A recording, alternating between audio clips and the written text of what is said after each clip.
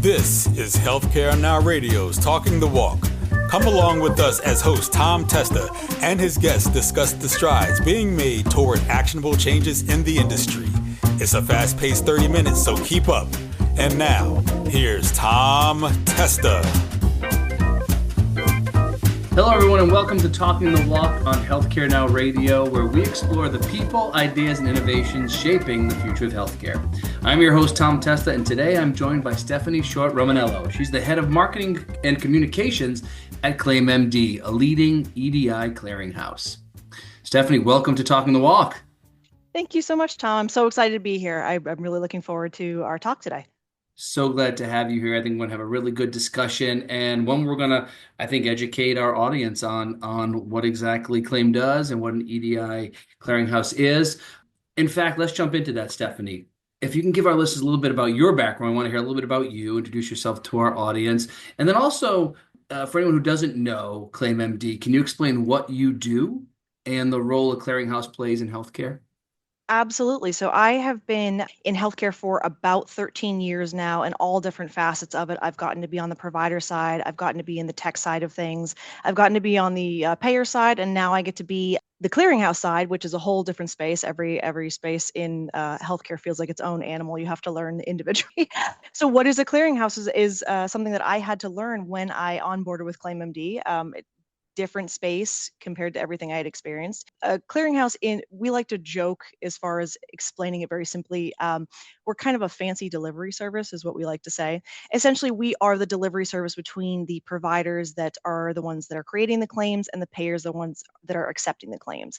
And we're the communicator there. So we are the ones that pick up that package and we deliver it to the payer to make sure that the claims are clean, the provider gets paid by the payer correctly, there hopefully aren't denials, and if there are, being able to clarify how do we fix those denials so that you can get paid. And that's a very basic rundown of kind of what we do. But, we also do eligibility verification for, if you go in, you want to make sure your insurance covers whatever that thing that you're being seen for. And so that the provider, of course, gets paid in that sense. We do ERAs. And one of the biggest things so critical is that we are the kind of liaison between the provider and payers in general. We have a network of about 5,000 payers that we connect with, insurance companies in other terms, that it would just be impossible for most providers, most medical offices, even large scale hospital systems to be able to connect with that many payers and stay in communication with them and make sure that everything is to what their standards are when taking these claims in. So we make those connections to make that easy. And ideally, we like to kind of stay in the shadows. We're supposed to sort of be in the background of an EMR system. Sometimes people will log directly into ClaimMD to be able to handle their claims that way. Sometimes we're integrated, like I said. But essentially, once we're kind of set up, we just do our thing and we handle the claims, and hopefully everything goes smoothly.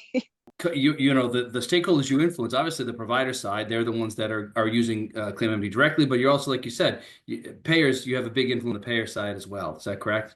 Mm-hmm. Oh, absolutely. We have to have these relationships to bring value to ourselves of why somebody would choose us as a clearinghouse, of course, because if we only had access to, 10 payers, they have to speak to the other 4,900 payers that they can't connect with directly. And, different clearinghouses can directly connect with different payers depending on the contracts that are in place that can expedite those claims. But as I said, we connect with 5,000 of them to be able to make those communications easy and quick. And I mentioned how Claim is an EDI clearinghouse. What's the EDI component? That is the electronic data interchange. So we handle those digital claims. Once upon a time, everybody was using paper, and in some cases, some still do. I've been into offices before where I've seen stacks and have been mortified. But the process is what it needs to be for some people, and that's no judgment there. But it is much faster, of course. We were actually ClaimMD was born out of the need for a provider back in the 80s who was doing cataract surgeries, and he was not being paid because paper claims were taking so long to get through, and EDI was kind of on the rise. And Rob, our president, he built the first version of ClaimMD to be able to expedite those claims from paper into a digital format and get this man paid a back pay of 9 months of claims that went unpaid in, I think it was a matter of a week, he might have said, or a couple of days, but all of a sudden this man who was having to pay out of pocket to be able to keep his lights on and pay his staff, because he wasn't being paid fast enough, was able to just not worry overnight. And what a relief that must have been. So that's what we were born out of, is that process. Yeah, that's great. Actually, Rob Stewart, like you said, you're the head of the company, head of Claim. He was Talking the Walk's first guest, believe it or not. That's right. He had some fantastic anecdotes, and he gave me that history. And so, no, it's great to come full circle with you here, Stephanie. But yeah, great stuff. And you're how many years now that you're getting to do this now? You're a year and a half, 2 years now? Yeah, that's it. About a year and a half. So here we go. Keep going. So oh, it's awesome. Congratulations. Awesome. Thank you. We're glad to be back. Let's get into some stuff that a lot of listeners are probably familiar with. A couple of years ago, we all know about the Change Healthcare cyber attack that really disrupted claims across the country. Looking back, I don't even remember. Now, that was maybe 2 years ago now. What stood out to you about how the industry handled that whole incident? Well, it was February of 2024, and I remember that because I had started with ClaimMD about a week beforehand, and then we had a company-wide meeting and found out that everything was on fire around us, and we needed to go out and help as many providers as we could to get back online, because they couldn't run claims, they couldn't verify eligibility. I mean, they couldn't maintain cash flow. Everything came to a dead stop. So one of the most obvious ways that we handled the hack was, retrospectively, we're looking at cybersecurity and all the holes that are out there with hacks and the dangers of not being careful with your cybersecurity. And so cybersecurity became a really hot topic for us all to talk about in healthcare. And it, of course, is critical. We take it very seriously here at ClaimMD for the same reasons. Cybersecurity is crucial when you're dealing with, the kind of data that we deal with, that is so valuable out in the dark spaces of the world. And so I go to conferences, and there are pavilions, there are entire sections of these sort of conferences that are dedicated to cybersecurity, which is a very important topic. But one of the interesting things that, as far as looking how the industry has handled it, we see this very big highlight in cybersecurity and who should be carrying the weight of these protections, as far as these, the areas of these organizations of cybersecurity needs to be very strong. What we're not really reflecting on, and what I'm not seeing the conversation come up about, and where the industry is kind of failing, is not discussing these contracts that were put in place that they completely amplified the situation and created a much more dire problem, because we essentially locked people into contracts that they didn't understand what the repercussions were. So let me dive into what that really looked like. In some cases, some larger clearinghouses will contract with payers to have a direct that is exclusive. That means that you use us and only us, and there are always benefits. There are always sort of incentives that make it worthwhile for somebody to have that sort of direct, in a lot of cases, if you're a large enough entity like Change Healthcare, where you can provide those. On the flip side, what that does is it limits you from having an alternative clearinghouse, which in some cases, sometimes, somebody might use us as a secondary clearinghouse just because we handle certain claims better than, or not even better, but just faster, because we have a direct to X, Y, and Z. Somebody might like our software, because it does these systems a little bit differently and it feels more familiar to them. So they like to use our system for running those claims, and they'll have us as a backup. So that happens. But in these cases, when there is an exclusive contract put in place, that's the only clearinghouse that you use.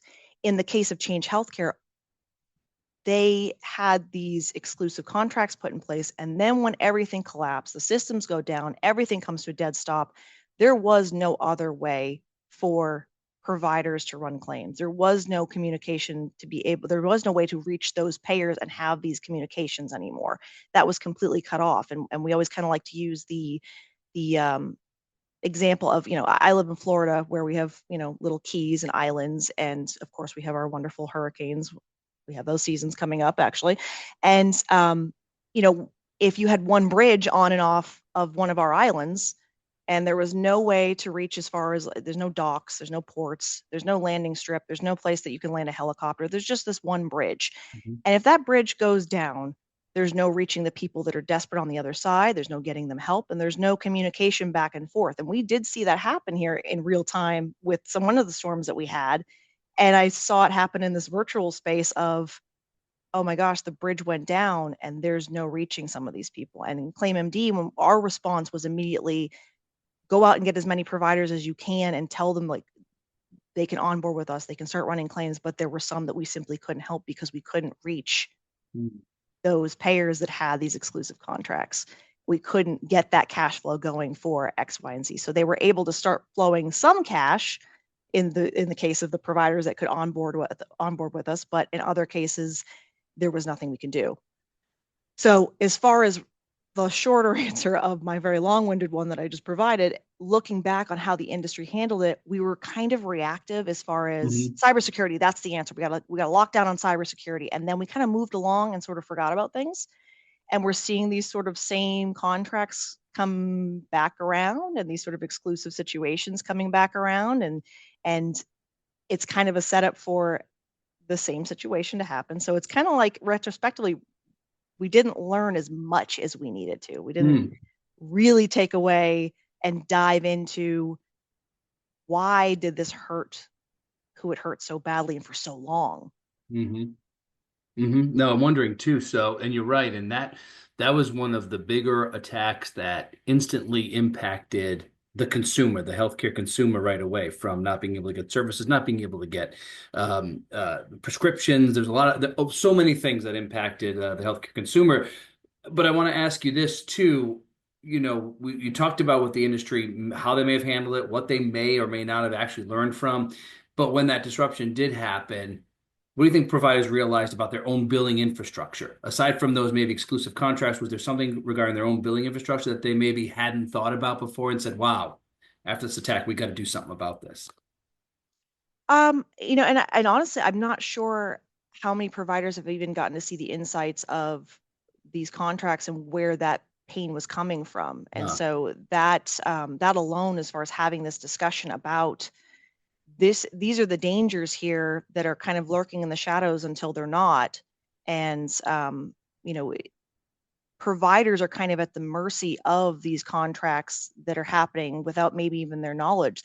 A lot of providers might not know that their payers or their clearinghouse is contracted in these kinds of ways until all of a sudden, oh, I can't run my claims. Well, how come? And how much of that was really brought to light of the why this happened so heavily may not have even been explored. So, you know, I'm sure in the provider space, as far as the billing infrastructure, I hope that, you know, there is an empowerment from these kind of conversations that they should ask questions of their payers. They should be, you know, investigating these sort of alternative pathways as far as, you know, when a crisis happens, what do you guys do about it? What will you do about it? Not when the crisis happens, oh my gosh, we're drowning and there's nothing we can do. And that's not to say that this is a provider issue that they should be spearheading it by any means. This is about payers making contracts that they have to be careful on behalf of the provider, because they're the ones that hold the cards to be able to decide or not decide to be a part of these exclusive contracts. And providers are the ones that find out about it when these kind of things go down. So as far as what they realize in their own billing infrastructure, you know, I hope that there is a constant, of course, carefulness with cybersecurity and sort of these holes that are everywhere and can potentially be exploited at any point. Like having those discussions are very important, but beyond that, you know, asking these questions of these large entities that kind of impact their operations in such a strong way that we're not empowering providers to ask these sort of things, giving them this sort of pathway to say, hey, you know, if a change situation happens again, what are you guys going to do about it? So hopefully it's beyond just the billing infrastructure, but the whole structure of healthcare and in this sort of space of challenging these kind of like, well, it'll be fine if it happens. It's not an if. I mean, we've seen cyber attacks spike. I mean, in 2025 alone, there was a 21% increase of healthcare hacks. And that's with all of the cybersecurity conversations we've been having. That's with all of the pavilions and the talks and the experts. Right. And, with AI and just, things are Right. changing so quickly that we are struggling to keep up. And it's not a matter of if, it's a matter of when in some cases. And I hate to say that, but you have to, it's kind of like being a defensive driver where you have to plan ahead. You don't wait for the car to drive into you, just assume that they might. And so you drive accordingly. If you're just tuning in, you're listening to Talking the Walk on Healthcare Now Radio. I'm Tom Testa, and joining me today is Stephanie Short-Romanello, the head of marketing and communications at ClaimMD. So we're just talking about a lot of the cyber stuff of things, and I don't want to be all doom and gloom because you're right. You talked about the whole matter of when, not if, right? It's very common, but I want to switch gears for a second here. ClaimMD has often used the term strategic redundancy. What does that actually mean, and why is it so important in healthcare billing compared to other industries? Let's talk about that. Yeah, I mean, and I, for all the craziness and scariness out there, I hate to be a doom and gloom monster either, and I don't think that gives anybody any sense of, like I said, empowerment or hope or control over what they can do to make the best choices for themselves. So I love that we're talking about this and making this pivot, because strategic redundancy in its simplest form is, having these backups in place to protect yourselves and therefore your providers that are in your panel. So making sure that you could, if you are a medium to large scale payer, that you have the flexibility inside of your contracts to be able to have these secondary clearinghouses, to be able to have this backup, so that if that bridge goes down during that hurricane, that you have a port to be able to pull a boat up to and be able to save people. You have that helicopter plan in place.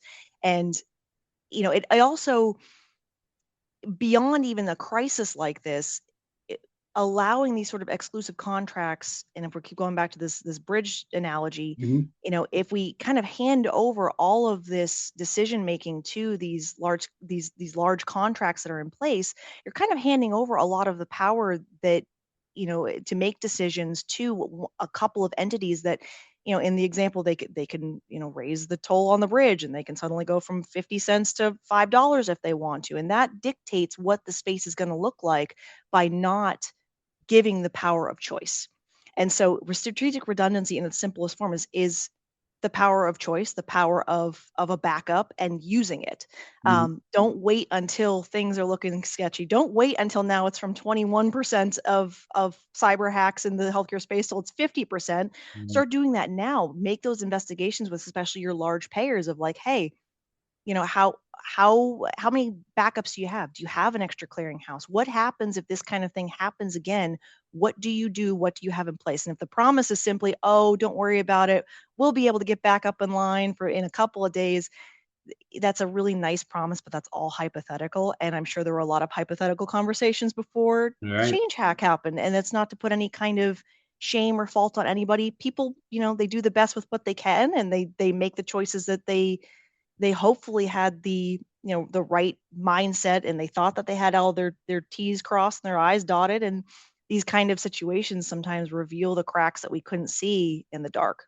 Yep. And so with that, now we know we can make better choices moving forward, and we can sit there and say, we have to have, when we are managing this many lives or this many providers, they have this many patients, we have to have backups in place where even if we're down for a day, their cash flow doesn't stop, because the other side of it, we saw how detrimental that is. And we can't have that from what the payers experience all the way down to a patient not being able to get a medication that might be life-saving and absolutely critical. We can't have that, and we don't have to, is the important thing. This is not well, there's nothing we can do. We can. And so payers need to have those discussions with their clearinghouses. Providers can open that door to have a discussion with their payers, so that everybody can be protected in situations like this. And this topic of strategic redundancy, it all goes back to like, what have we learned as an industry? What did we learn from it, and how can we be prepared, like you said, next time, so we can, well, not only be better prepared, but to help mitigate, what happens when this happens again. So that's what sounds like this is a very important topic for that. Beyond redundancy, Stephanie, where do you see the biggest blind spots in revenue cycle management today? Where do you see where are we lacking in the industry on that front? I think that healthcare as a whole, we talk a lot about, integration and interoperability. Those are really, Mhm. especially interoperability, another word that gets a pavilion and gets a corner in the conference hall. It But what does. is that? It's a great word. And to me, I come from like I said, the health tech payer background where I came from risk management and I came from Medicare Advantage. So interoperability was a big word for CMS a couple of years ago of giving people access to their own data. Right. Today, it can really be applied to so many different things, but we still see in healthcare these silo approaches happening. So what does interoperability really mean? And how are we actually coming together to create, a stronger system for each other? I still, it's kind of amazing to me, how often, you know, people are not talking to each other, and this sort of this sense of being able to communicate with, and beyond, in this kind of extreme situation as far as a crisis goes, but just the ability to communicate outside of the silos. Sometimes it's very just easy to, I live in this piece of tech, and then I move over to this piece of tech, and none of them talk to each other, and that's, I just have to live between the two of them, and Mhm. so that's just something that I always see as far as kind of still existing in these silos, these bubbles, and hopefully someday the ecosystem will really kind of work as an ecosystem when, you know, especially in, again, extreme situations like this, that it will continue to flow and we'll be able to, you know, deal with these kind of situations better because these conversations are happening, because we're not, um, creating these sort of silos, for lack of a better word. Yeah. That's my word today. Yeah, yeah, no. Well, Stephanie, what would it look? What would an example of a non-siloed scenario? What would it look like to you? What would be an interoperable revenue cycle management world? I think it would be, it's in the clearinghouse space. The kind of funny secret here is that we all have to work with each other. I said at the Mhm. top of the show of like, even though we're all competing on the front end for each other for business, on the back end, we are all working together. And if I'm going back to the post office joke, if I'm DHL and somebody else is FedEx, sometimes I have to bring the box to FedEx and they have to carry it the rest of the way. Um, I think if we could really see that sort of approach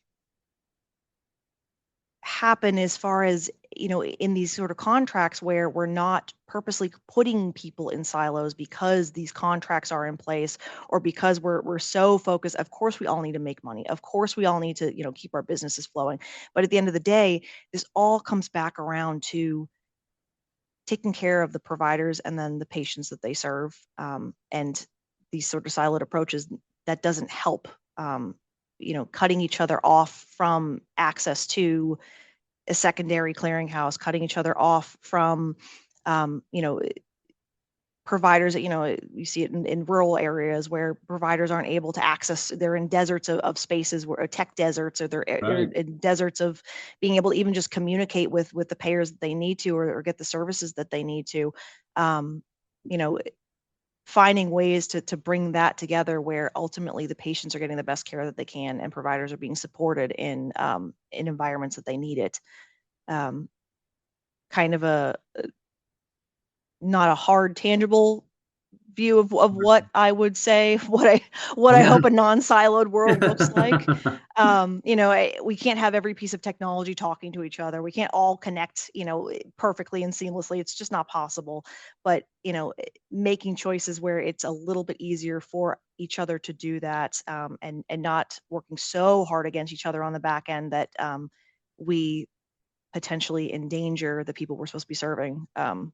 That is, I think, critical. Absolutely. And Stephanie, I've got one more question for you. This has been a fantastic conversation. I've loved the discussion. I've loved you're doing an outstanding job of just explaining things to the audience. So I Oh, appreciate you for thank you. that. This has No, well, been. you're a great host, so thank you. So, Stephanie, before I do let you go, I want to talk about where folks can connect in person with you and Claim MD team, whether upcoming industry events you'll be attending, anything like that, that they can look for you at. Absolutely. So we love to go to conferences. We have a few more for the year, but the one that's coming up soonest is going to be HFMA, their annual conference, the AC26. That is going to be in DC at National Harbor. Should be an amazing conference. This is our first time there, so we're really looking forward to it. And then towards the future, we're going to be at AMBA in Las Vegas, and we will be at Beyond Behavioral Health Tech, there we go, in Nashville this year. And so it's going to be a really exciting year. Yeah. Excellent. Excellent. Well, best of luck to you guys on the road and everything Claim is doing. Stephanie Short-Romanello, thank you so much for joining me today. Thank you so much for having me. This was a great conversation, and I always love getting to talk to you, Tom. Thank you so much. Same here. Stephanie, although that's all the time we have today, if you'd like more information on ClaimMD, visit their website at claim.md. You can also connect with Stephanie on LinkedIn. Thanks for joining us today on Talking the Walk. Tune in to hear us weekdays at 8:30 a.m., 4:30 p.m., and 12:30 a.m. Eastern Time. You can also find all of our episodes on the Talking the Walk program page on healthcarenowradio.com. If you're talking the walk, we want to talk to you. Connect with me on LinkedIn or by filling out the show's contact form on healthcarenowradio.com. Until next time, I'm Tom Testa. Take care, everyone.